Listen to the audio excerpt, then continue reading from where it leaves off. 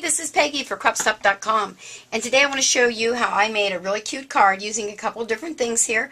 Again, I brought in one of the big dies, Sizzix big dies. It's a Tim Holtz alteration. This one is actually called the Vintage Globe. I love it, love it. It just, well, anyway, I love it. That's that story. So I'm going to show you that. And then I'm going to also use some of Tim Holtz alteration, his texture fades. This is called the book cover set. It comes in twos. Again, it's by Sizzix. It's really awesome, and I'll show you how I did that. But it leaves you an opening here, which, you know, a lot of times we use our other little tools to block this out. It's already blocked out for us, so you can stamp in their words. You can put pictures in there. In this case, I put my die cut. So we're going to use those. I'm going to use a little bit of Distress inks as usual. And then I colored my globe using some Copics, and then afterwards I thought, geez, I should have tried my new Distress stain markers, but I'll do that next time. And I'm going to use my Score Buddy to do things. Well, let me clear some stuff off here, and let's get started. Here's the card that I did. I actually did this because I need a graduation card for a guy, and I thought this was perfect, kind of vintage looking, and had a globe. And then on my typewriter I typed "Knowledge is Power," and then down here just "Congrats." So I thought that was kind of cool. So what I did first, let me set this aside, is I scored my card. Now I love my Score Buddy. If you don't have a Score Buddy, I'm telling you, it's the greatest thing since sliced bread, so you got to get you one of those. Alright, so this one I'm going to be actually doing vertical cards, so I'm going to score it at 5.5, just like so. Look how nice that does. And then your card has a beautiful crease in it, and it's so easy to store. That was another thing I loved about that. Now let's see here, which one do we want to use? I think we want to use this one. So the next thing you're going to do is to emboss the front of your card, so I'm going to slide it in like so. And remember, when you're embossing, you want to put the opened end first into your die cutting machine. Your embossing machine. It just gives you a much easier turn and a better emboss. Let me line her up there. There we go. I'm going to leave my card open so I don't get an ugly crease there. Okay, there we are. Okay, we got it. Then we're going to bring in the Cuttlebug. Now on this one we're going to have to use our A plate. Oh my goodness. There we go. A plate, a B plate, card with emboss inside the embossing folder, open end first, another B plate, and we're going to roll. There we go. Okay, let's move all that aside. I'm going to use my B plates to cut my die, so I'll set those off to the side. I want you to check out the nice embossing on there. Can you kind of see that? Well, then what I did is I brought in my walnut stain with my foam applicator off of the mat, because I'm using a craft mat, and just give it a little bit of color there. Look at that. Can you see how neat that is? Oh, just love. Embossing is kind of my thing. I just love it. I don't know what I did before embossing. I think my cards were kind of boring.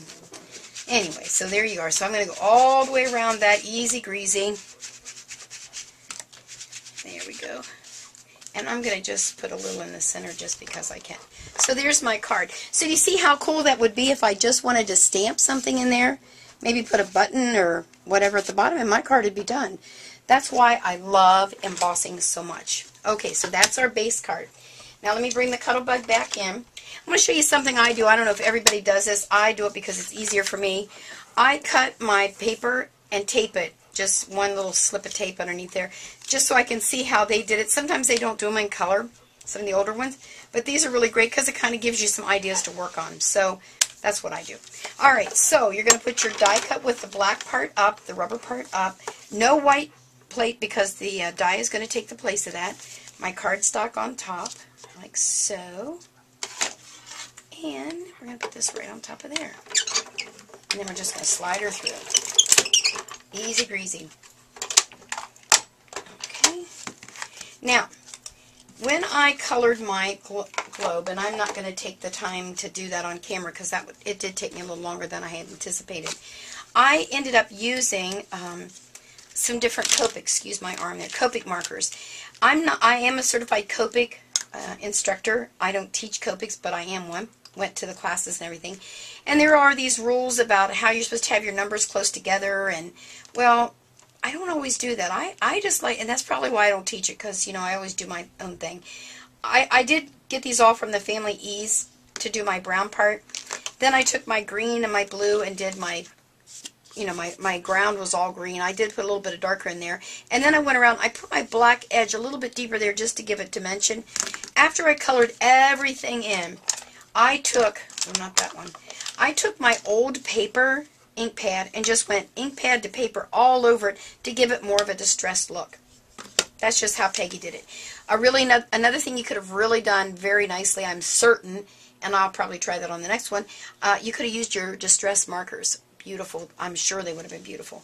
So then, like I said, I typed this up. You could use any stamps that you have or handwrite it if you've got a good handwriting. Put some foam tape behind my globe to give it, again, dimension.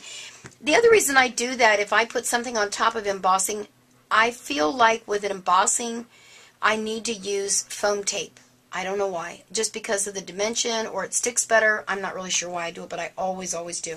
So, there's my graduation card. What do you think? I think it looks pretty cool myself. Alrighty, well, make sure to jump over there to CropStop.com, and you're going to have to get a couple things this time. You need to get yourself the vintage die cut from Sizzix for the globe, and then you want to get you some of those texture fade embossing folders. And this one is called book cover set, and there's 2 to the set. And make sure to tell them, of course, Peggy sent you. Have a great day. Bye.